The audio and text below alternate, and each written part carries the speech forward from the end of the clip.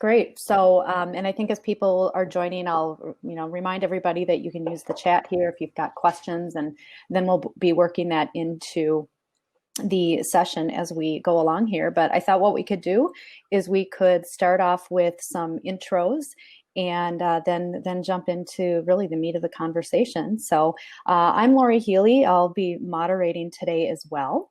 And I am the founder and a recovery coach for Laurie Healy Consulting, my own business here in Minneapolis. And that's a recovery coaching and education business, which really exists to help families and support systems like people in the workplace to equip them with the knowledge that they need to really help navigate the disease of addiction. So people can do that with clarity and confidence and hope. And I'm also a trained peer recovery specialist, so I can work directly with individuals that may be wanting to explore different pathways to recovery, and also a trained ARISE interventionist, so helping families when they do have a loved one that needs to get into treatment. But I'm also a marketer by trade, and I actually spent about 20 years in the startup realm, working with a lot of startups here in Minneapolis, St. Paul, and also in the Bay Area. And so the startup world is near and dear to my heart. And it's always been really important for me to make sure that mental health and wellness is a component of building really healthy startups. So I am excited to be talking with Jeffrey and Chris about that today. Chris, do you want to go next? Sure. Chris Aburime, president and co-founder of Sober Theory, and we create solutions and products that help entrepreneurs and professionals get and stay sober. It's a company that's rather new. We launched last year. Prior to that, also for about the past 20 years, I've been in marketing, digital marketing. Formerly, before starting Sober Theory, I was co-founder and founding partner at Aburime, which is a digital agency here in the Twin Cities. The reason that I started Sober Theory was I'm sober now from alcohol about 4 years, a little over 4 years. And it's something that impacted me deeply. I just found there weren't as many options that I thought existed, for people that were like me. And so we created this company to both find and build those products and platforms. So.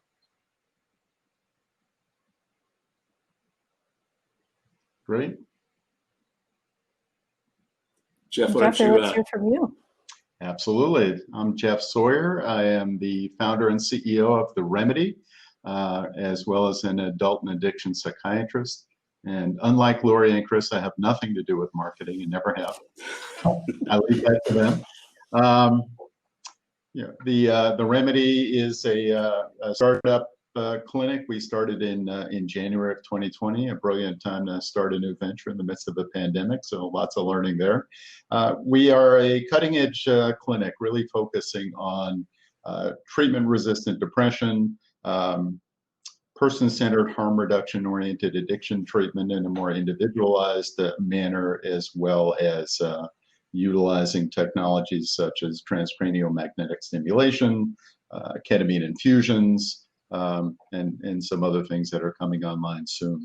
So I've been in psychiatry for quite some time, and in a former life I was a family physician, so I have a background in medicine as well, and done a lot of training and work in integrative medicine and mind-body medicine. That's great. Well, thanks to you both. I'm glad we're all here talking about this today.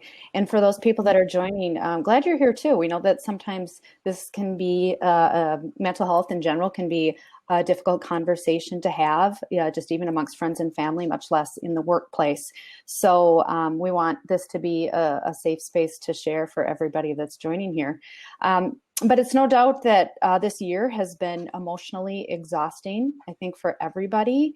And everything that we're dealing with has heightened anxiety, depression, lots of mental health disorders, and of course, substance use. And we're going to dive into that a little bit more today, because we wanted to take a look at the intersection of what does this mean for individuals that are now working from home, when we were used to going into the office where we had our social circles. And now we're really dealing with a lot more isolation, and of course, all of the different distractions that go on at home. So, when we think about taking care of ourselves right now, it's worth taking a look at understanding how possible a frequent or daily cocktail habit might come into play as a way to escape and kind of get get in the way. So I think one of the things that we wanted to do is we're going to dive a little bit into the data in terms of what we're seeing. We're going to look at the why behind that behavior. But I think we had talked, Chris, we were hoping that you could maybe share your story of how this started to take place for you, and then some of the parallels maybe that we see from there. Yeah, and I'd be happy to. The interesting thing, I've been a heavy drinker, or I was a heavy drinker most throughout my professional career, and slowly over time drinking more and more. But I wasn't always that way, and heavy is something that I defined based on the way that I think most medical professionals, and we'll get into, I think, what heavy drinking might actually mean. But I didn't at the time think I was a heavy drinker, but I certainly drank a lot.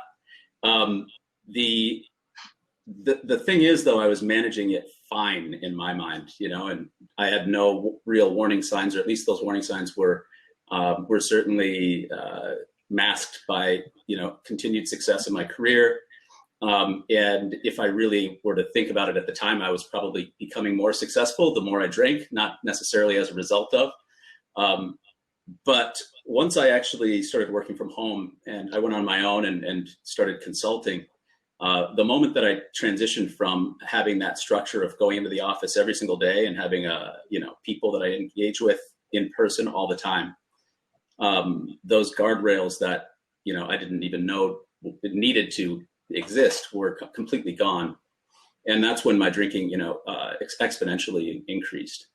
And very quickly, within a matter of probably 6 to 12 months, I had gone from starting maybe at about 4 or 5, maybe even happy hour earlier than 4, but usually it was like 4 or 5 or 6 that I would begin, maybe have a cocktail or start my drinking for the day, and that turned into something that I might have a cocktail at lunch, I might have a cocktail after lunch, before a meeting, even during a meeting. It's advertising. A lot of people do this. That's kind of what I would tell myself, and in many cases it's it's true a lot of the time. So once I got to that home office or working from home environment and had some pretty significant isolation as well, I began drinking much earlier in the day, and that within a matter of a year turned into a very serious addiction to alcohol. Before I was, a high functioning alcoholic. That's probably what I would call it. And by the time I, a year into working from home, I was drinking basically throughout the day, and in my mind, still functioning. Started a business, running, continuing to grow, and things were going great. We continued to see, success. We moved into a bigger house. We had all sorts of things that all of us tend to look at as successful, signs of success. But I was just killing myself the whole time. And eventually that led to going into treatment for alcohol. And it was, that saved my life. But, we'll get into more, the risks were of everything, I think. But, without, taking up the hour to talk about, what I went through, very, very rapidly that working from home turned into drinking all the time, and then treatment for alcoholism. So, and that was that was about 2016 that April 2016 that I went to treatment. Yeah. So 4 years sober. So congratulations. That's awesome. Thank you. Yeah, and thanks for sharing your story too, because I truly believe that stories connect us. And I think the more that we can talk about some of these issues, which generally have been silenced by shame and stigma, the better, right? So thanks for that. Yeah.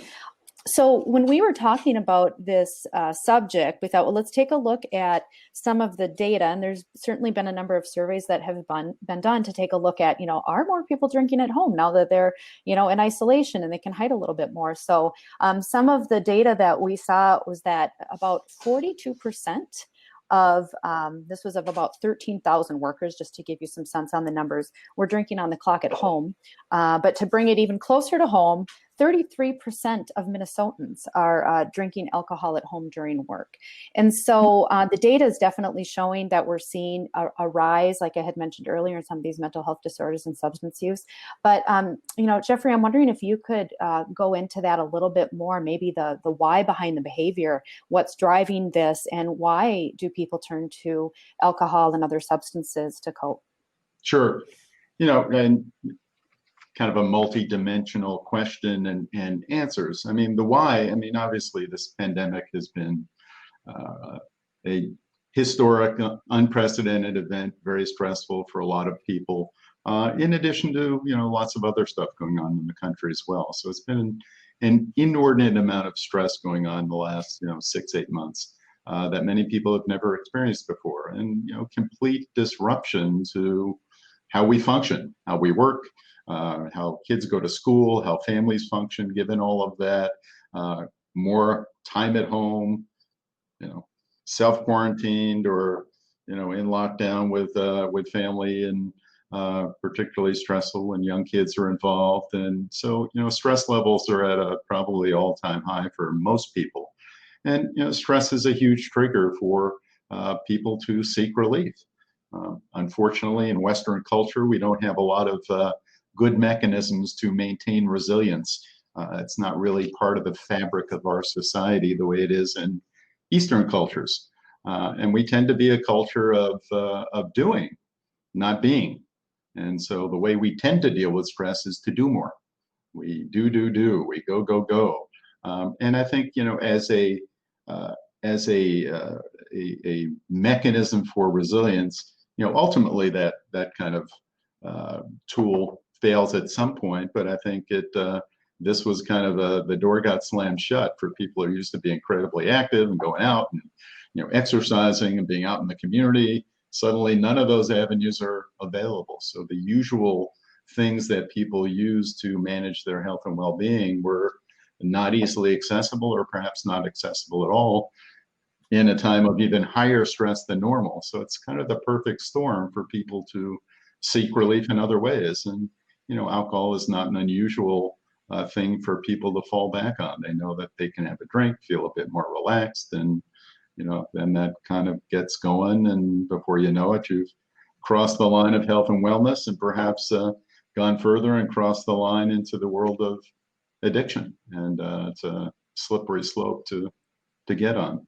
And certainly for people who have genetic predisposition to these kind of issues, or perhaps a prior history where maybe someone like Chris, who'd been abstinent for a long time and then suddenly gets into this unprecedented circumstance, it's a high-risk time for recurrence of addictions or recurrence of psychiatric or mood disorders.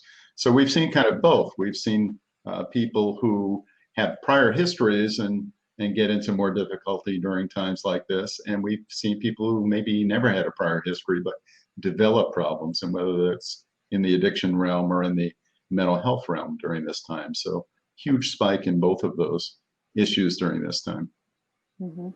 And I know that we're going to ask everybody kind of, do an informal poll in terms of what might moderate drinking look like, what does excessive drinking look like. But can you talk a little bit of that slippery slope? Like, what are some maybe some warning signs, or if people start to say, well, gosh, I wonder, do I have a problem? Or as Chris was saying, like, I'm fine. I don't, I don't have an issue.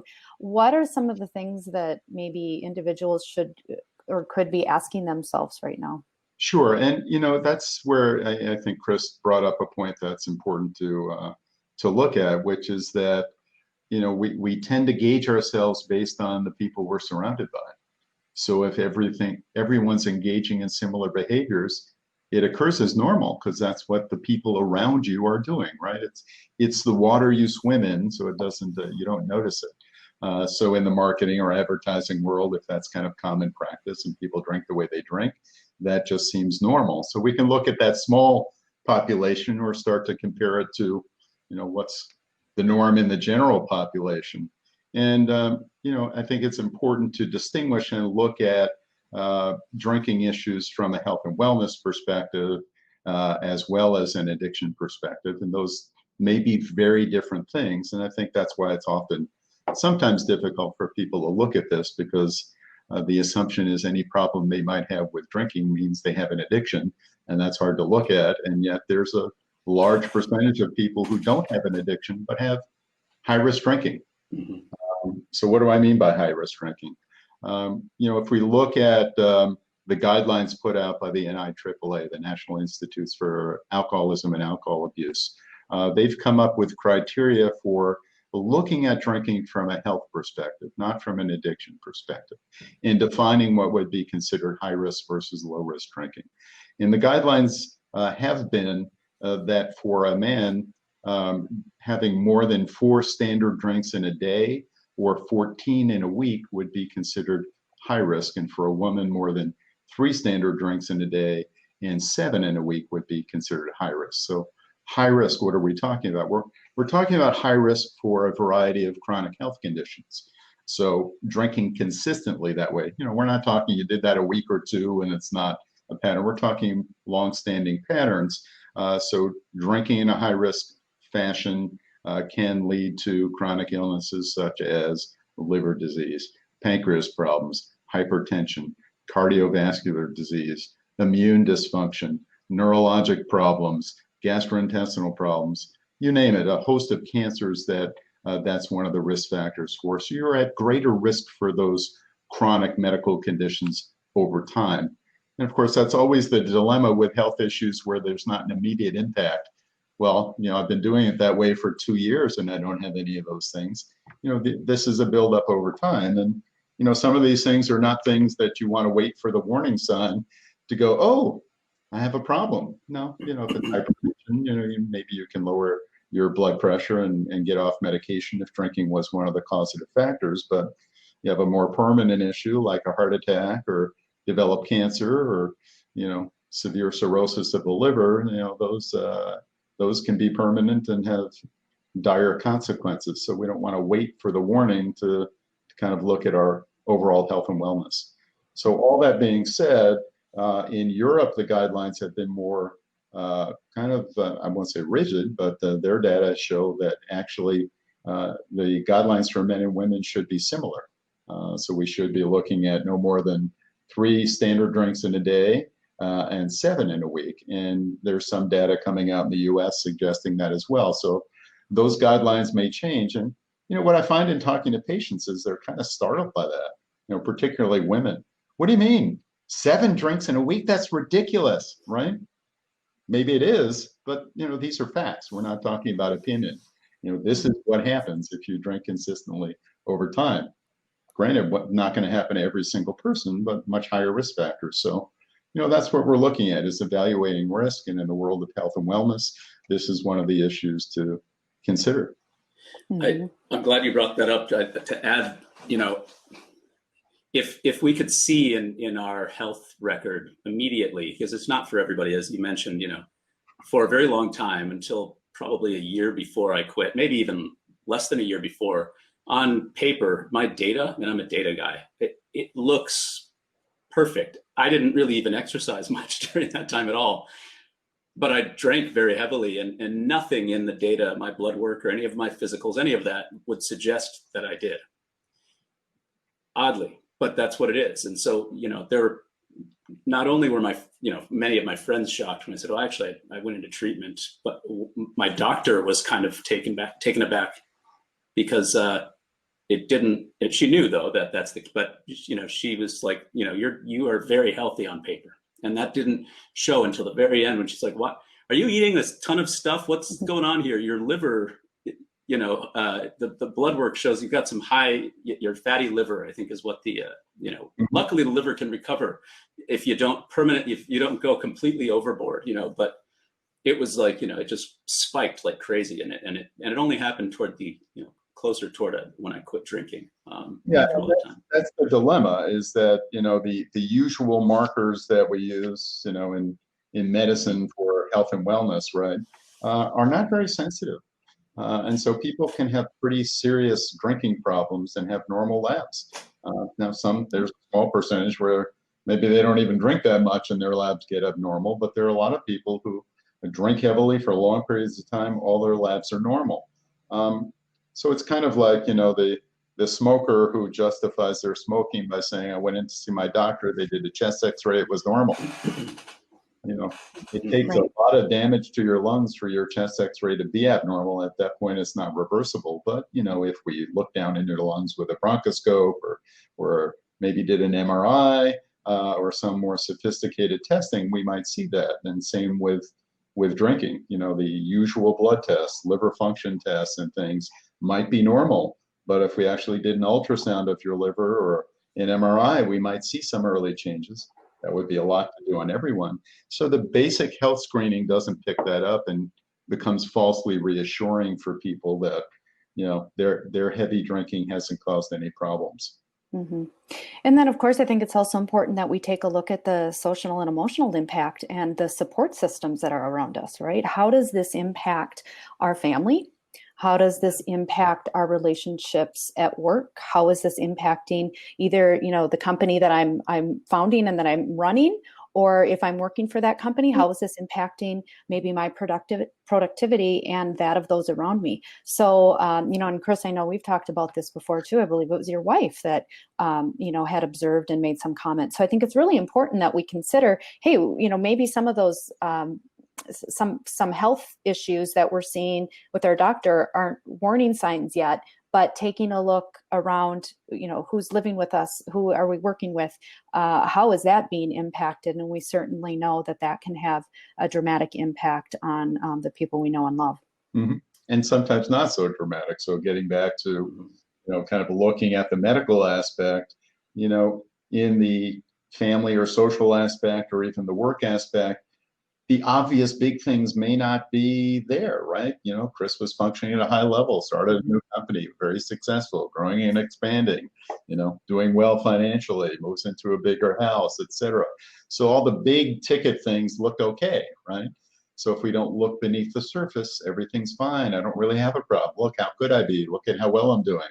But if we look at the more subtle things, that's where you may see the issues. So if we're talking about, you know, family functioning, again, some of these things aren't obvious because people don't talk about it, identify it. You know, on the surface, it seems fine. You know, look, I'm not angry. I don't yell at people. I don't get in fights, you know, but, you know, I'm down in the man cave for 6 hours at night drinking and not connected to my family. You know, my partner is usually asleep when I go upstairs. Oh, yeah, I guess I wasn't with my kids and reading stories or what have you. There's a subtle disconnect and a lack of being present that unless people really ask the questions, they don't tend to hear about until it becomes a much bigger issue. And if we're looking at the work world and the startup world, so again, you know, Chris is doing what he needs to do and things are going the way they need to go and growing and, you know, all the trappings of success. But, you know, we don't know how much better that would have gone had the drinking not been a piece of that. And so you can look at things like absenteeism, which may be, again, the gross marker. Gosh, I don't miss work, so it's not a problem. But there's something called presenteeism. So you're present, but you're impaired. You're not functioning at your highest capacity. It does have an impact on, you know, businesses and organizations when people are impaired, either by addictions or mood disorders or both. And that has a financial impact downstream that, you know, is not so easy to measure and not so obvious unless you're looking for it. Mm-hmm. Yeah, that impact, you know, trying to understand the financial impact, building a model around that has been an interesting exercise, or it's kind of an ongoing thing. Then, you know, we've talked about, all of us have talked about what's the you know, the non-monetary impact, you know, whatever you care about, you know, if it's the, you know, the missed story time with kids, or the missed, you know, going to the park, or whatever that may be, or the missed connections, or the missed cues from, you know, your colleagues or your business partners, or your partner at home, your significant other, family. You know, there are so many things that, or what if it's spirituality, you know, and you're not connected in that way as the way that you could have. And so what is the long-term impact of that?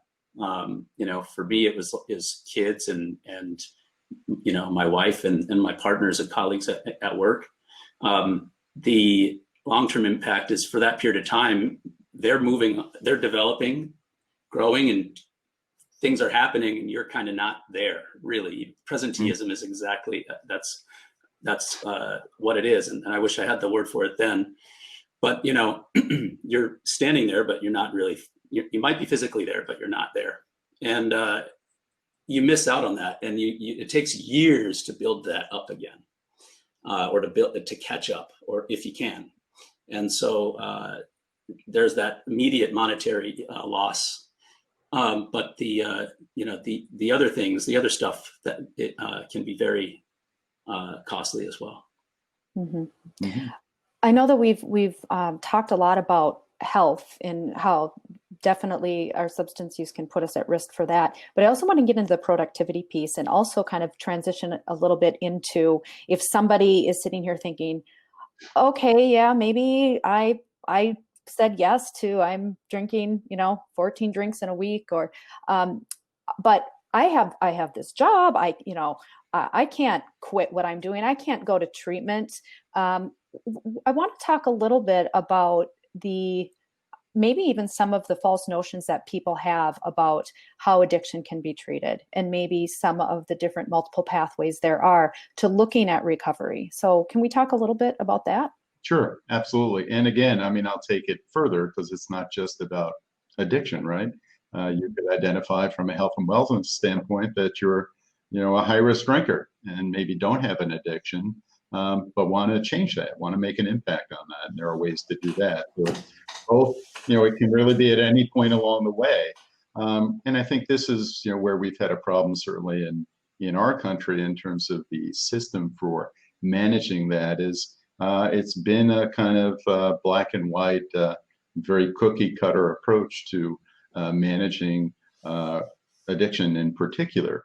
And I think that certainly, if we're looking at the startup world and the population of folks who are in that, to, think about, well, yeah, I know I have a problem with drinking and people are yelling at me to go to treatment.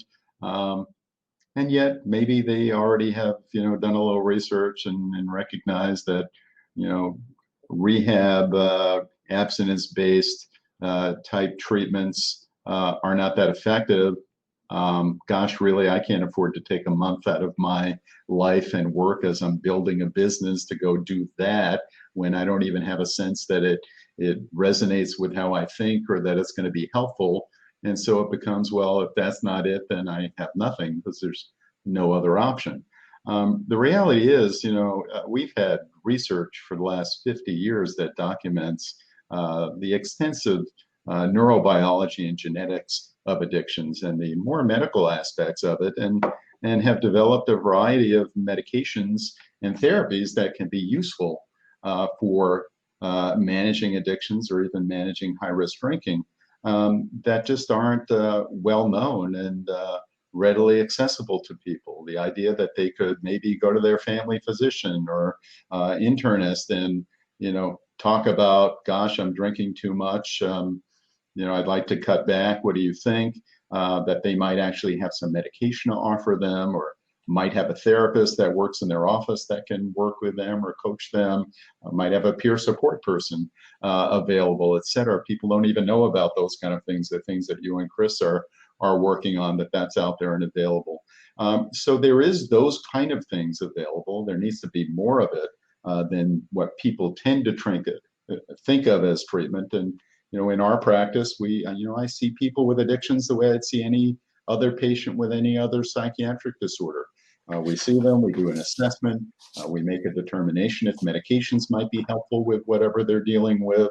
We see them as often as they need to be seen, for as long as they need to be seen.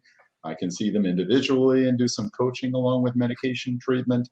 We have addiction therapists who are both master's level trained in both addictions and mental health, and trained in what I'd say is a person-centered, harm reduction oriented way.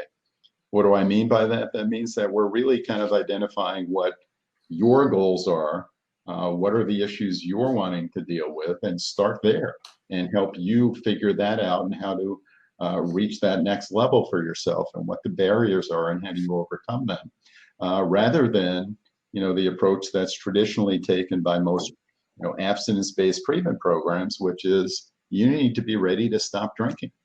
And if you're not, if you're not ready, well, come back to us when you're ready. Well, what do you do in the meantime? So, it doesn't engage a lot of people. This kind of approach, you could come to see me or an addiction medicine specialist, or again, primary care doc who's got interest and experience in this, and get access to a variety of medications which can help, as well as therapy, and do individualized treatment, which I would assert works better than most of the treatment that's out there. And it doesn't have to be that you have to stop doing what you're doing. What is your goal? Well, gosh, I recognized, like Chris, maybe early on when he was starting to realize he was drinking throughout the day and drinking too much, but maybe not in the throes of addiction yet. Maybe he was realizing he was drinking, 5 drinks a day, and maybe that wasn't good. And maybe he went to the doctor and his liver enzymes were a little elevated and he was a little overweight and his blood pressure was up, and says, I need to cut back. Again, for doctors who aren't interested in this or maybe not trained, they might say, okay, good, cut back and come back and tell me how that went. Well, there's more to it than that, right? So there are medications I can actually offer to help you perhaps cut back your drinking to a low risk level, if that's your goal, or whatever your goal is. There's a lot of coaching and therapy that can be done around that in terms of looking at lifestyle, triggers, how to deal with those differently, stress management, resilience, those kind of things. So there are lots of interventions that can be made and move people towards healthier functioning, whether they have high risk drinking or whether they have an actual alcohol use disorder. And again, there's a lot of mythology, I think, in the treatment world and therefore in the community as well. And they use terminology I don't use. Once an alcoholic, always an alcoholic, that kind of thing. And it's not true. And the idea, for I think a lot of more abstinence-based programs, and certainly for the 12-step programs where abstinence is the key, the idea that anyone could learn to manage their drinking if they have a bona fide alcohol use disorder, well, that's not possible. Reality is it is, with appropriate treatment and therapy and peer support and those kind of things. People can learn to do that. Now there are some that can't, but some of those folks need to prove to themselves that they can't do that. They're not just going to accept your assertion that you'll never be able to do that. And that may be a process of their kind of working with different goals and not being able to meet them, and over time realizing that those things aren't working out, and maybe the impacts of their drinking are enough that they need to then make that choice of either not drink or drink the way they drink and live with all the impacts. But that's a process over time, and a choice that they arrive at, rather than being told, here's what you need to do. And once that happens, they're much more willing to kind of look at that and make that choice for themselves. So there's a wide variety of options and potential outcomes. But the problem, one of the biggest problems we've had with addiction treatment, is that it tends to be very episodic, black and white, and not at all geared towards what the individual's goals are. They're geared towards what we think you need to do. And in that realm, it leaves a lot of people out. And again, certainly the people with high risk drinking, they're not going to go to treatment for that. Who do they go to for help for that? How do they deal with that? Well, there are ways to deal with that, and things that you can do. So there's much more available and possible than what most people know, and we need to get that word out there. Yeah, I'm so on board with everything that you're saying, of course.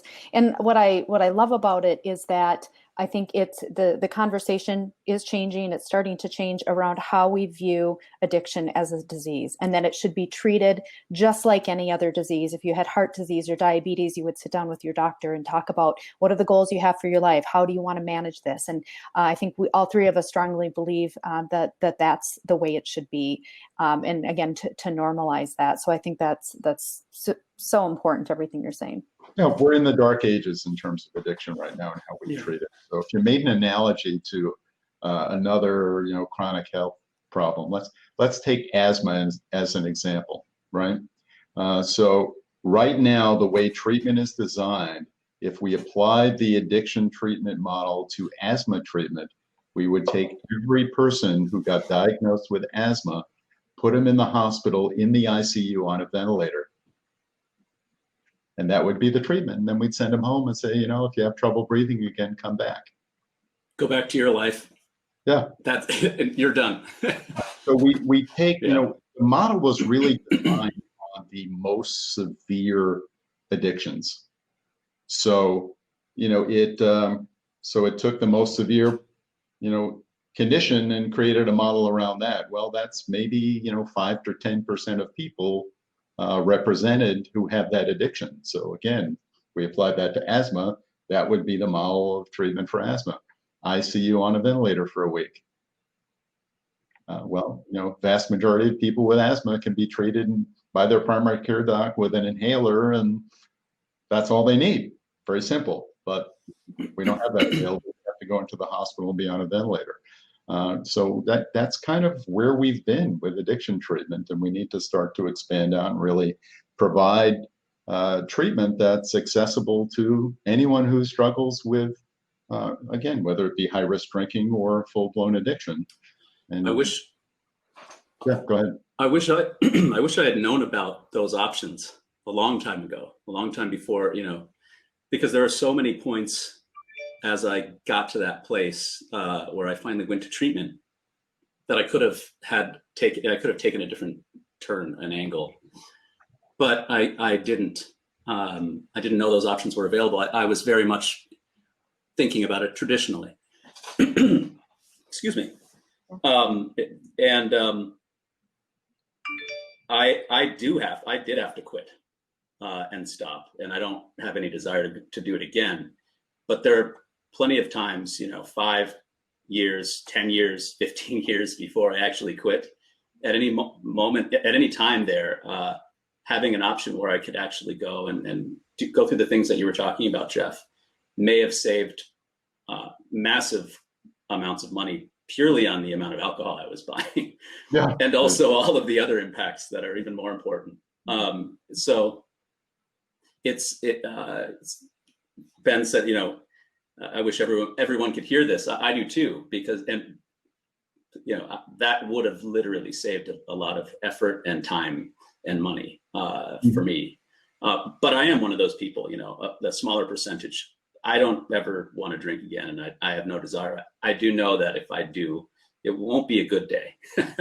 And I don't ever see that happening again for me.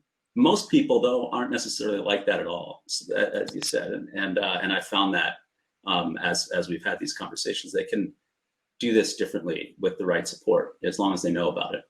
Well, and you can imagine this conversation too, Chris. So here you are in this situation where you're committed to never drinking again, right? And then if it were to happen, then there's this, okay, well, you know what? I don't really want to go back to treatment, so I'll just deal with it myself. Exactly. And so it's such a huge problem that you need to go back to treatment instead of, wow, I had a recurrence, I had a drinking episode. Hey, Dr. Sawyer, I know I've been abstinent for a long time, but I've been struggling. You know, I want to come in. What can we do? You know, there's an early intervention point, but people may be reluctant again to re-engage if I don't want to ever go back to treatment again, right? Mm-hmm. It kind of keeps you either dealing with it yourself, and if you can, great, but or just continuing to do it, thinking, well, I'll manage it, but I'm not going to treatment again.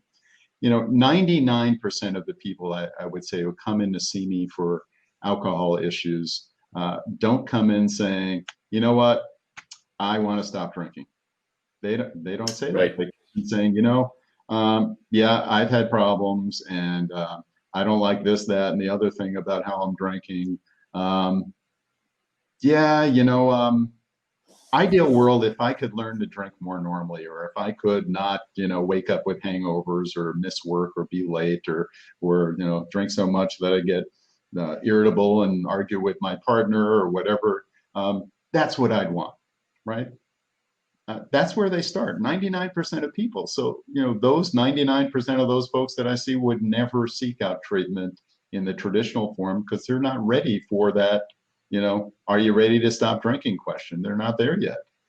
So how much earlier you can intervene rather than wait until people are ready to say, okay, I'm ready to quit now.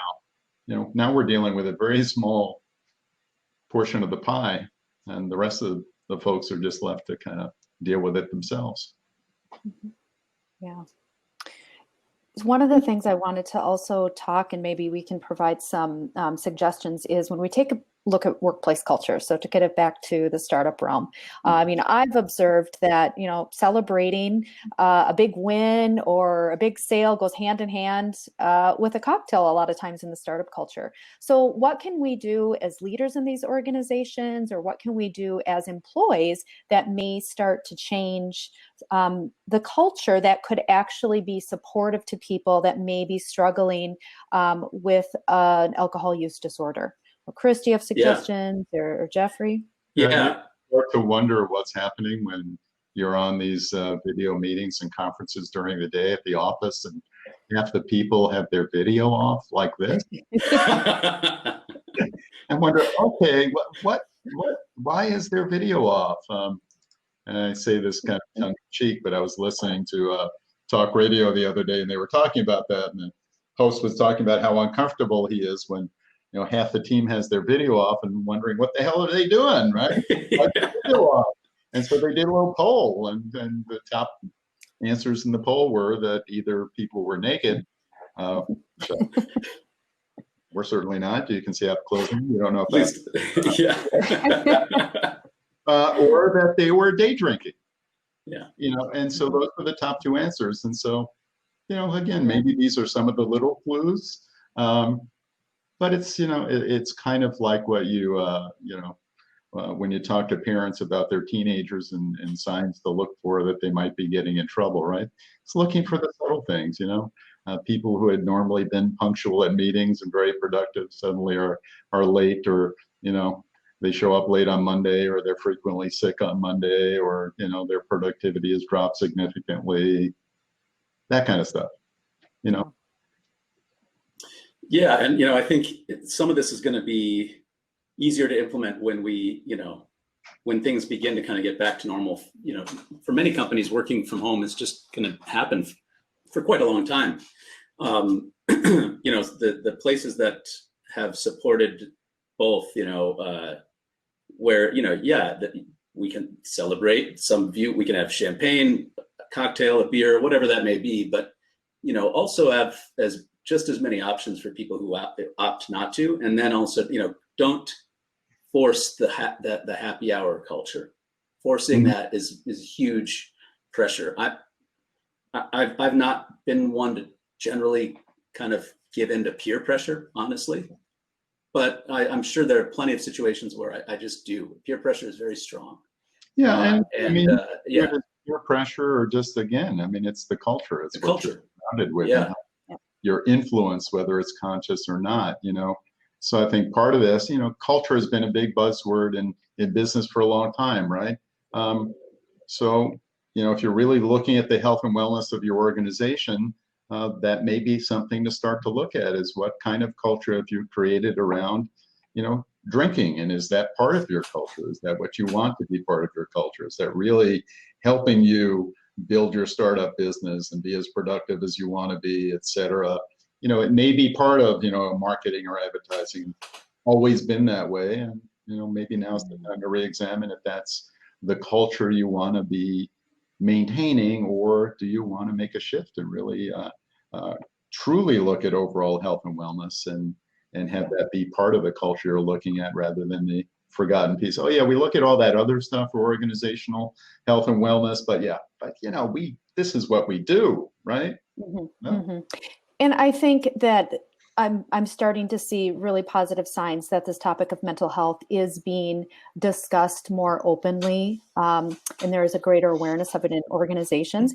And I still think it can be very difficult for somebody who is dealing with an issue to bring that to the table and to be worried about, if I speak up or if I have to take time off to go see my therapist, is this going to impact me negatively? So I think it's really crucial that the people that are running and building these companies make mental health just as common as you would, what does the time off policy look like?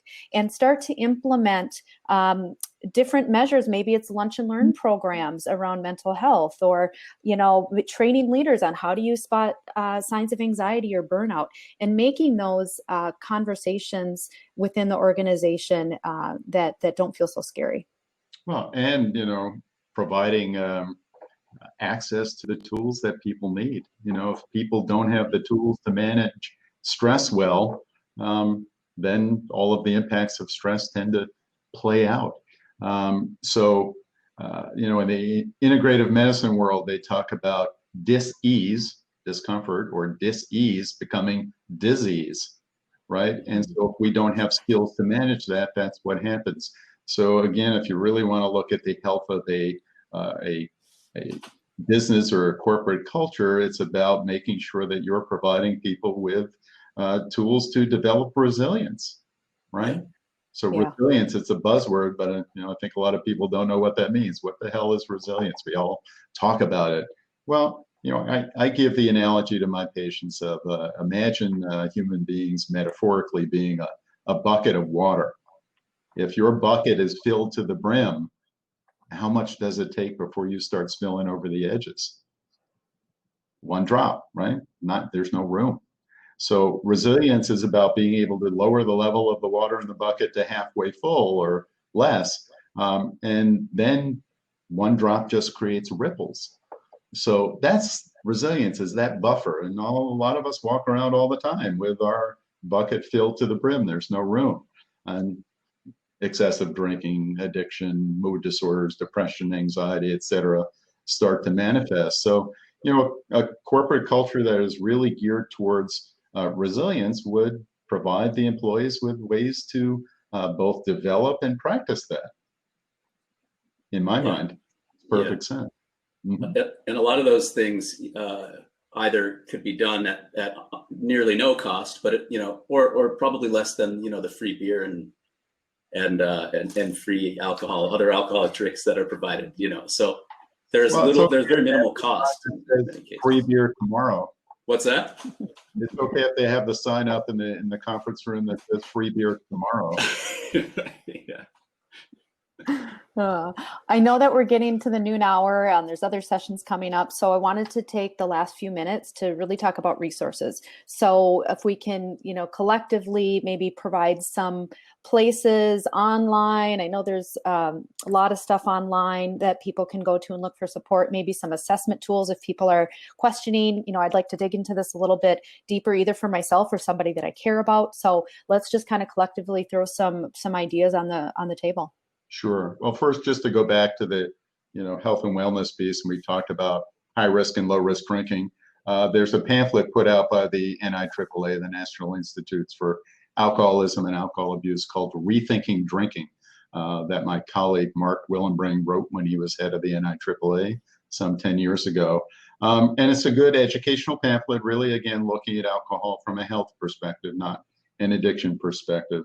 Defines what standard drinks are for different types of alcohol. So 12 ounces of standard beer versus 5 ounces of wine, 1.5 ounces of 80 proof liquor. Those are what we would consider a standard drink. So that's available. You can either go to the NIAAA and download it from their site. We have it linked on our website, theremedymn.com, under patient resources. I think that's a useful starting point. And, as with anything, if people are looking to make a change in health and wellness, if you're looking to lose weight, the things you're going to want to do is start tracking intake and expenditure. How much are you taking in calorically and how much are you burning off in movement or exercise? Without doing that, it's hard to make a difference. Well, the same would be true if you're trying to make a difference with changing your drinking habits. You want to start to log and measure your use daily. And then again, we're in the business world, right? We want things that are observable, measurable, objective. So you're going to want to actually log and measure every day and then have a goal, right? An observable, measurable goal. People don't like setting goals because they don't want to fail, but everyone in this startup market knows that failure is critical to success, right? It's a stepping stone. Absolutely. So these are the conversations that can be had, and then people can go to people like you, Laurie, for peer support and coaching. MRC has Minnesota Recovery Connection has peer support available. Yeah, great organization. The beauties of the pandemic, and not that it's beautiful, it's terrible, but good things actually are coming out of it. And one of those is greater accessibility to things like peer support, to more community support meetings that are now happening virtually. And if you like 12 steps in AA or NA, they're now available virtually. Smart Recovery is something that's been around, available virtually. I think much more available virtually now because of the pandemic, and access to people like me is much more available. And whether it's an addiction psychiatrist, a therapist, fortunately, mental health is one of the things that's pretty easily done virtually. I don't need to put a stethoscope on your chest and those things. It's all through talking. So there's greater accessibility for that. And so the ability for someone in the business world to do a half an hour visit with me where they don't have to leave the office or, drive half an hour somewhere and wait in a waiting room and, take 2 or 3 hours out of their day. They can do a surgical strike for half an hour and be done, or an hour with a therapist. It makes it much more accessible than it maybe was before, and acceptable. Yeah, and if I had only known, like I said this before, about these greater options, and that's kind of not to say I regret, but I certainly wish that I had known about those things before. And I think now, as this is becoming more normalized, the conversation is happening on larger stages, and then also just at home and at work normally. And that's so important. That's the tools that we're building with Sober Theory. Those are more geared toward people who, they're not at the point where they need to really seek medical help or medical resources. I certainly was. And so, self-coaching on a platform isn't something that I would have been able to do. Was not for me. I wouldn't have self-identified as that or gone to do that. That's how I help maintain now. I wish that I had known about both of you guys, frankly, when I was looking to I'd say 5 years even before I went into treatment, 10 years. That's such a critical time. Yeah, and what I'd say too is that there's no litmus test for someone who needs medical or professional help. Right? It can happen at any point along the way if someone thinks it would be helpful. I think people think they need to be, really have a big problem or really ill to get medical help or professional help. I mean, gosh, how many people go and see a doctor or a counselor or a coach about smoking? Right. Yeah.